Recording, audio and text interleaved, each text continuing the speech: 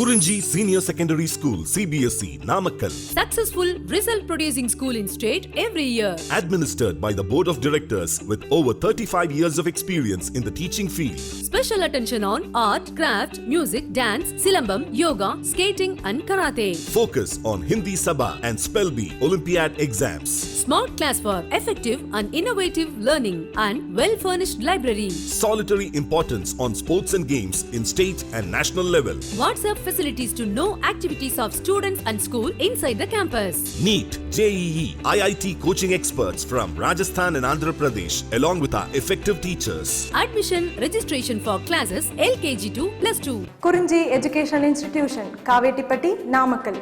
Admission in progress. CBSE, KG to 12, contact 9025895176. Metric 6 to 12, contact 9344567484. For online admission, log on to www.kurinjischoolnkl.in. In continuation to the last class, in this class we are going to discuss about motion of center of mass. After that, we will discuss linear momentum of a system of particles. So, first we will concentrate on motion of center of mass. In our previous classes, we focused on position of center of mass. For example, if two particles are there, how to find the position of center of mass and what is the position of center of mass, and if three particles are there which were distributed along x-axis, otherwise which were exist in a space, so how to find the position of center of mass, right?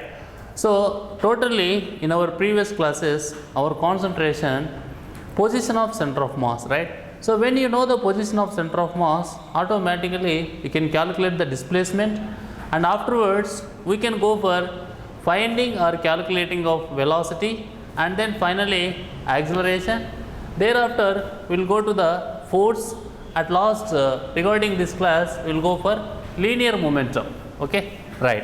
See this, we can write from our previous classes information, you can write like this, that is what m into capital R is equal to sigma mi ri, that is equal to m1 r1 plus m2 r2 plus dash dash dash plus mn rn.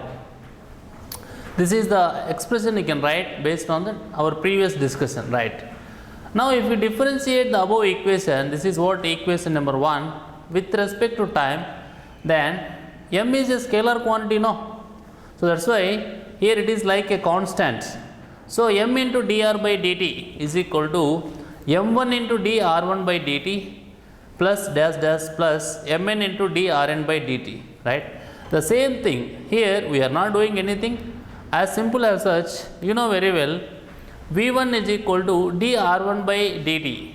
Similarly, v2 is equal to dr2 by dt, and vn is equal to drn by dt. At the same time, v is equal to dr by dt. That's, you know, velocity is the rate of change of displacement. So that you can write m into v is equal to m1 v1 plus dash dash dash plus mn vn. Okay, that is what you can write here. And you know, these mass values m1, m2, m3, mn, these and all will not change with time, so that we consider them as constants. So that this is the thing what we got after completion of differentiates with respect to time, right? Now the same thing whatever we have here again is going to differentiate with respect to time, See here, m into dv by dt is equal to m1 into dv1 by dt plus dash dash dash plus mn into dvn by dt, right? So you know, acceleration is the rate of change of velocity, no? Here we are writing it is what m into a is equal to, it is m1 into a1 plus dash dash dash up to mn into an, right? So from this here, how we are getting this one from this one means dv1 by dt is equal to a1. Similarly, dvn by dt is equal to an, dv by dt is equal to a. So here also the masses of individual particles like m1, m2, dash dash dash mn are not changing with time, so considered as constant, so that we got it out. That's why here m1 and it is what dv1 by dt. Here also mn dvn by dt, and this side also. So finally we got m into capital M into capital A, that is what capital M into capital A. So which represents the total mass. It is the acceleration of the body. These are the acceleration of different particles. That's why here we are using small letters. Here we used capital letters. Here small m1 into small a1, right? Like that. So that is about representation. Anyhow, capital M into capital A is equal to small m1 a1 plus small m2 a2 plus dash dash dash plus small mn an. Okay, right. From the definition of Newton's second law of motion, that is what force acting on the first particle is given by F1 is equal to m1 into a1. Similarly, force acting on the second particle is given by F2 is equal to m2 into a2. Similarly, the force acting on the nth particle is given by Fn is equal to mn into an. So we replaced these terms, that is what m1 a1 and m2 a2 and mn an with these terms, that is what F1, F2 and Fn. Okay. So what does it mean? What is the meaning of this equation, right? The total mass of a system of particles, times the acceleration of its center of mass is the vector sum of all the forces acting on the system of particles, right? So this is the statement we are getting from this equation. I will repeat once again the statement. You please keep in mind the total mass of a system of particles times the acceleration of its center of mass is the vector sum of all the forces acting on the system of particles. So that we can write ma is equal to F into external. Here itself you can also talk about, that is what F1 is the force on the first particle, no? And it is not a single force, but the vector sum of all the forces on the first particle. Similarly, for the second particle, etc., right? So when we talk about the force F1, that is the force acting on the first particle. It is not a single force. But the vector sum of all the forces on the first particle, right? Similarly, among these forces on each particle, there will be external forces exerted by bodies outside the system and also internal forces exerted by the particles one on one another, right? So what he is saying is here whatever you take, that is what F1, F2 and Fn, which are belongs to the particles m1, m2 and mn, right? So these are the forces acting on the bodies individually or separately, okay,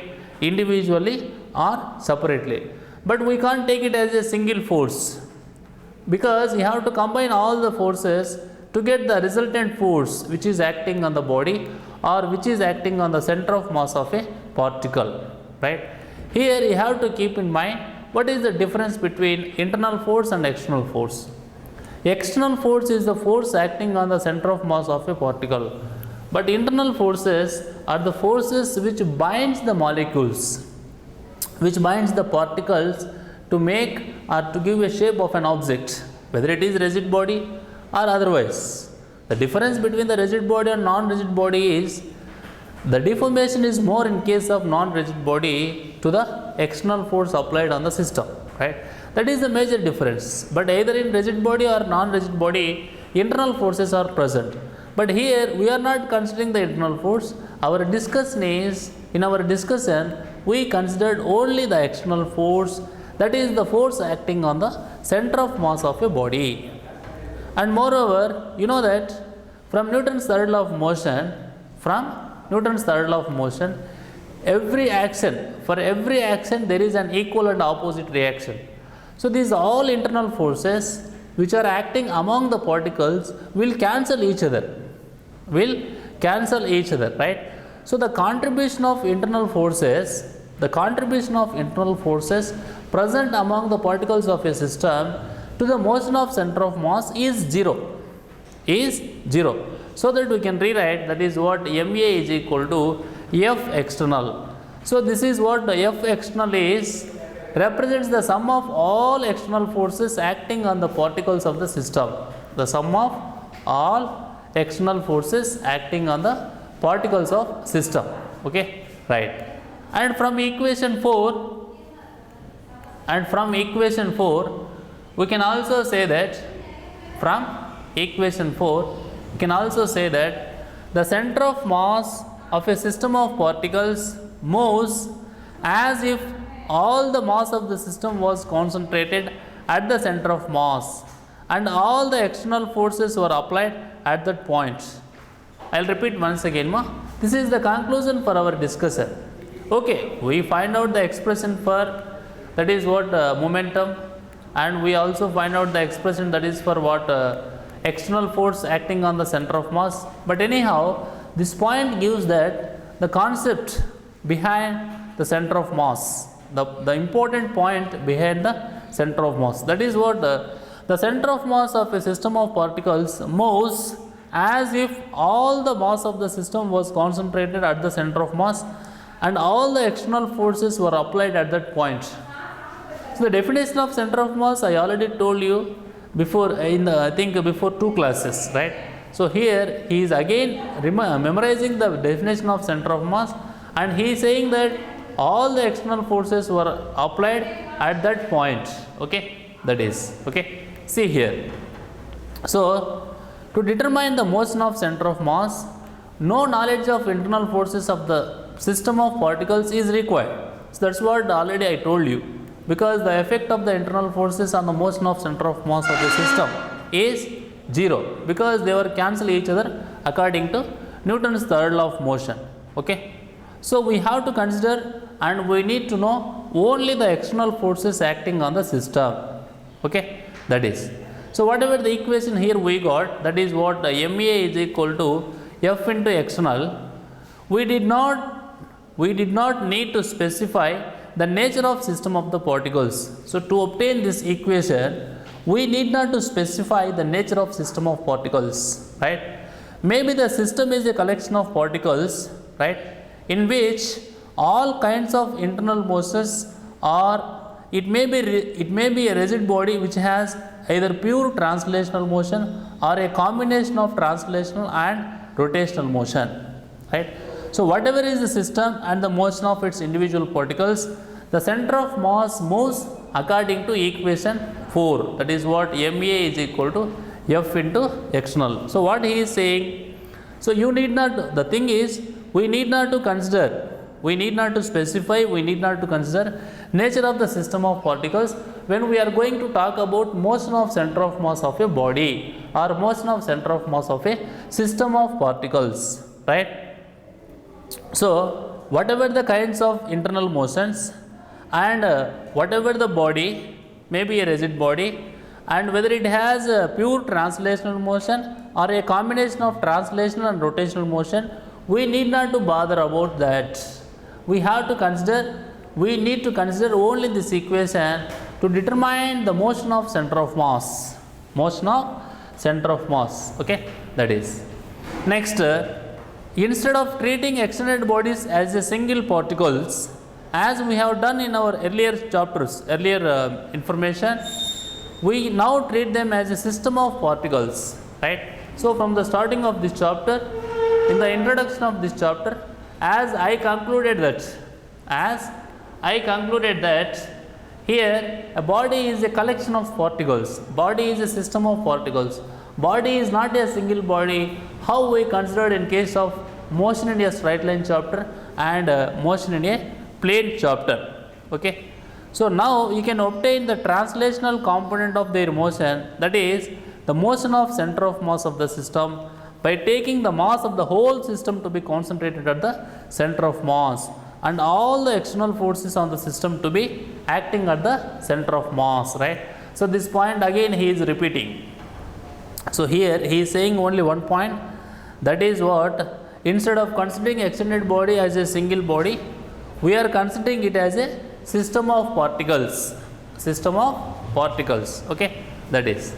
And moreover, see here, so when we are going to analyze forces on bodies and solving problems without outlining and justifying the process, right? So now we realized that without saying like that, rotational motion or internal motion of the particles were either absent or negligible, right? So we need not to do this. We have not only the justification for the process what we discussed, and we also found how to describe and how to separate the translational motion, a rigid body and which may be rotating as well, and system of particles with all kinds of internal motion, right? So once again he is repeating what I told you, that is what you need not to bother about the internal force, the effect of internal forces and the internal motion of particles, and the external, that is what rotational motion, right, and the nature of internal forces involved there. So these and all what I told, no need to consider, no need to bother when we talk about motion of center of mass. Okay, right. One best example here is, so with this you can conclude that what's happened in our discussion. Okay, see this, it is what x-axis, it is what y-axis, right? So it is parabolic path of the projectile, So a bomb like material, that is what explosive material, he throwed like a parabolic path, that is what throwing like a javelin, right? You know what is javelin? In the chapter motion in a plane we discussed about oblique projectile. So this is the example of oblique projectile. So one explosive materials he throwed like a javelin. You know, when it is at some point, that is what x1 from origin, it exploded into pieces, right? So when it is going to explode it into pieces, you know, before explosion, what is the motion of and what is the path of center of mass means, you are confidently saying that this is the path of the center of mass of the explosive material or bomb. But even the important point is, even after the explosion also, the path of the center of mass of fragments or the path of center of mass will not change. It follows the same path. You know, this is the path of center of mass even after explosion, right? So based on this, you try to understand how the path of mass, or how in what path or in what direction the center of mass is moving, right, based on the situation. So before explosion, after explosion. Generally we thought that after explosion what is the position of center of mass, but what he is saying is, even after explosion also the center of mass will not change, because the internal forces has no effect on the path of center of mass, otherwise on the motion of center of mass. This is the statement I want to conclude strongly. The effect of internal forces is zero on the motion of center of mass. Okay, that is right. So that is what I want to say regarding this example. So here you can also see that the COM of the fragments of the projectile continues along the same parabolic path which it would have followed if there were no explosion. Okay, right. Now next thing is linear momentum of a system of particles, right? You know that this is what linear momentum is the product of mass and velocity, right? And you also know that F is equal dp by dt from Newton's second law of motion, right? So for the system of n particles, the linear momentum of the system is defined as, that is what P is equal to P1 plus P2 plus dash dash plus Pn, right? P is equal to m1 into v1 plus m2 into v2, right, plus dash dash plus mn into vn. So you compare this equation with this equation, then what can we write, right? So what can we write? P is equal to mv and P is equal to m1 v1 plus m2 v2 plus dash dash plus mn vn. Okay. So through the comparison, you can also say that the total momentum of a system of particles, is equal to the product of the total mass of the system and the velocity of its center of mass, right? total momentum of a system of particles is equal to the product of the total mass of the system and the velocity of its center of mass, right? That is what differentiating this equation, this is what P is equal to mv, then what will happen, you know, right? dp by dt, right? dp by dt is equal to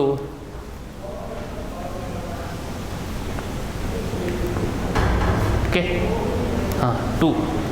See here, so differentiating the above equation, this is what with respect to time, dp by dt is equal to m into dv by dt, that is equal to m into a, okay, right?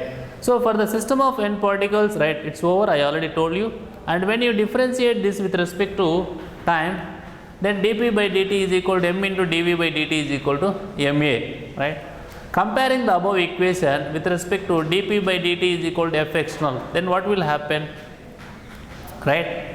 So this is what Newton's second law of motion, dp by dt is equal to f external, right? Okay, I will come to this point back. I am going back to here. This is what thus the total momentum of a system of particles is equal to the product of the total mass of the system and the velocity of its center of mass, velocity of its center of mass, okay? So see here, when we are writing this one, that is what dp by dt is equal to f external, and you also see this one, that is what dp by dt is equal to 0. When this is correct, when f external is equal to 0, see this, in the absence of external force, in the absence of external force, dp by dt is equal to 0, you know, dp by dt is equal to 0 means it is p is constant, no? So if you differentiate the constant here with respect to time, you will get it as 0 because constant will not change with respect to time. So p is constant. So you can give one statement here, that is what when the total external force acting on a system of particles is 0, the total linear momentum of the system is constant. I will repeat once again.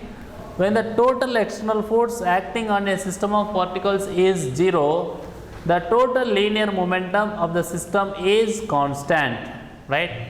So you can also say that if f external is equal to 0, if force acting on a system is 0, the center of mass moves with a constant velocity.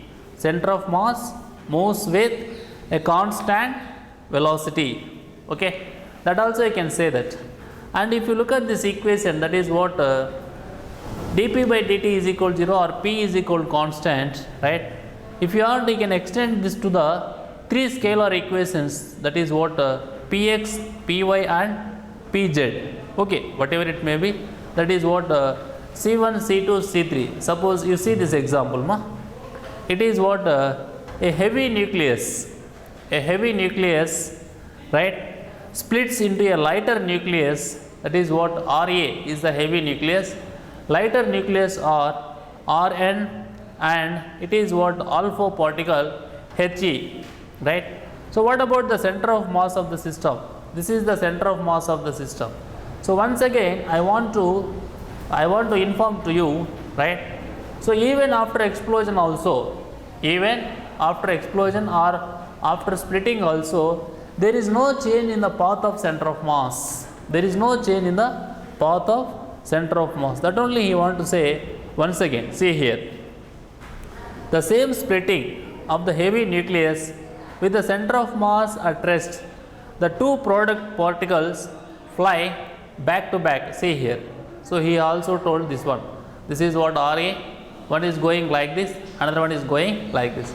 Here we have to look through the position of center of mass, position of center of mass, right?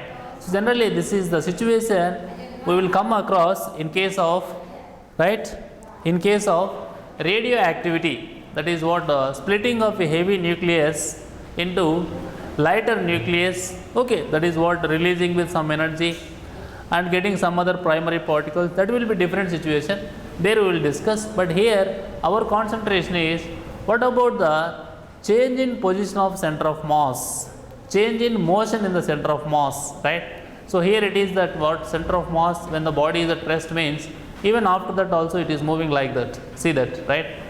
So once again I want to say the effect of internal forces on the motion of center of mass is 0. Okay.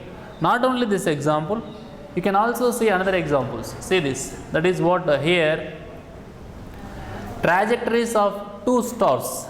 Trajectories of two stars S1 and S2, right? S1 is a dotted line and S2 is solid line, forming a binary system with their center of mass C in uniform motion. See, this is what center of mass of two stars. Okay, that is, and you can also see this picture. That is what the same binary line, the same binary system with the center of mass C at rest. Okay, so here he is talking about the motion of two stars regarding COM, that is center of mass. Okay, center of mass. See here. So he is concluding that from these two examples, that is what either radioactivity example or stars example, he want to conclude that as can be seen from above two examples, separates the motion of different parts of a system, separating the motion of different parts of a system into motion, separating the motion of different parts of a system into motion of the center of mass, and motion about the center of mass is a very useful technique, helps us to understand motion of the system, right? Because here he separated, no, that is what one is helium, another one is, that is what Rn. Okay, so here whatever he is saying in this class, first he spoke about motion of center of mass, right? And mostly in this class our concentration is what is the effect of internal forces on center of mass, right? So not only the internal forces or the nature of internal forces, or the body is rigid or not, otherwise whether the body is in pure translational motion or the combination of rotational motion or translational motion, these are all not accountable when we talk about the motion of center of mass. That is what he is giving the conclusion in this class. But after that he is also giving expression for velocity of center of mass and expression for acceleration of center of mass, and he is also saying that is what momentum of center of mass, that is what P is equal to, right? It is the total momentum acting on a body. And he also appealed as a body means nothing but is a point. Okay, that's I already told you before two classes. Center of mass is an imaginary point. Center of mass is an imaginary point where the total mass of an object supposed to concentrate. Total mass of an object supposed to concentrate. Okay, right. So this is all about motion of center of mass and linear momentum of a system of particles. Okay, right. In the next class we will continue. Thank you.